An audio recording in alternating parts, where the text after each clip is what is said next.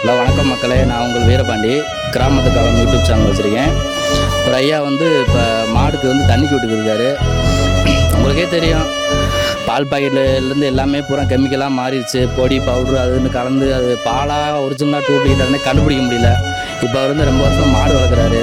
அந்த இயற்கையான பால் குடிக்கிறதுக்கும் விவசாய நிலத்தில் விளைய வச்சு சாப்பிட்றதுக்கும் கெமிக்கல் இந்த மாதிரி நூடுல்ஸு கண்டகடி சாப்பிட்றதுக்கு என்ன வித்தியாசம்னு அவர்கிட்ட கேட்பாங்க.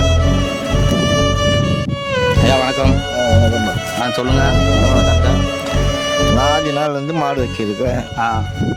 அதனால் இப்போதைக்கு ஒரு மாடு தான் வச்சுக்கிறேன். எங்கள் விவசாயமும் அழிஞ்சு போச்சு. மாதிரி இல்லை, 20 மாடெல்லாம் இல்லை, ஒரே மாடு தான். 4 நாள்லேருந்து மாடு இருக்கும். ஒரு மாடு மாற்றி மாற்றி வச்சுருக்கேன். இப்போதைக்கு எங்கள் விவசாயமும் கிடையாது. வெக்கா ஒரு பிடி வெக்கா 75 ரூபா கொட்டு வாங்கி போடுறோம். தீனி 60 ரூபா 70 ரூபா இருக்குது. போட்டு வச்சு காப்பாற்றிக்கிறோம். நாங்கள் சீமை புல் போடுறது இது மாதிரி இதெல்லாம் இல்லை, அதெல்லாம் கிடையாது. முன்னே இப்போ விவசாயம் பண்ணுவோம். வைக்கோல்லாம் கிடைக்கும், வீட்லேயே வச்சுருப்போம்.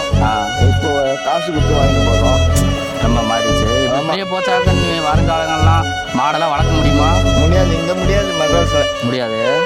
இப்போ பால் எல்லாமே கெமிக்கல் பவுட்ரு இது ஆமாம். அதெல்லாம் குழந்தைகளுக்கு ஆரோக்கியமாக நிறைய தெரியல. இந்த மாடு வீட்டுக்கு தான் மாடு. இது பால் எல்லாம் வீட்டுக்கே வெளியே கொடுக்க மாட்டோம். வீட்டில் 4 6 பேர் இருக்கோம். 6 பேருக்கா தீட்டி இது தயிரெல்லாம் போட்டு சாப்பிட்டுக்குவாங்க. அவ்வளோதான். ஆமாம்.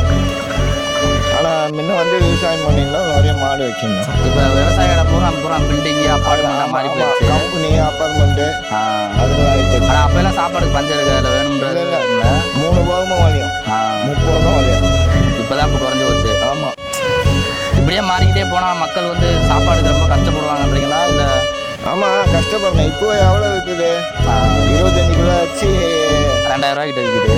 2000 ரூபா, 1500 ரூபா, 1800 ரூபா, 1900 ரூபா.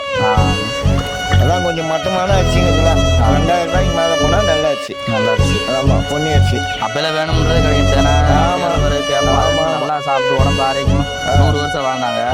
இப்போ உள்ள இதில் 40 வருஷம் 30 வருஷம் அப்படி வாழ்றது ரொம்ப கஷ்டமாக இருக்குது. ஆமாம். இப்போ எனக்கு 71 வயசு ஆயிடுச்சு. 71 வயசு. நீங்கள் பழைய காலத்தில் அப்போ நல்லா சாப்பிட்ருப்பீங்க ஆரோக்கியமாக. ஆமாம். இப்போ உள்ள ஜென்ரேஷன்லாம் இப்படி சாப்பிட்டா 70 வருஷம் வாழ முடியுமான்னு தெரில. முடியாது. சரிங்க, ரொம்ப நன்றிங்க. திருப்பி அந்த சிகப்பு அமைக்கிறது.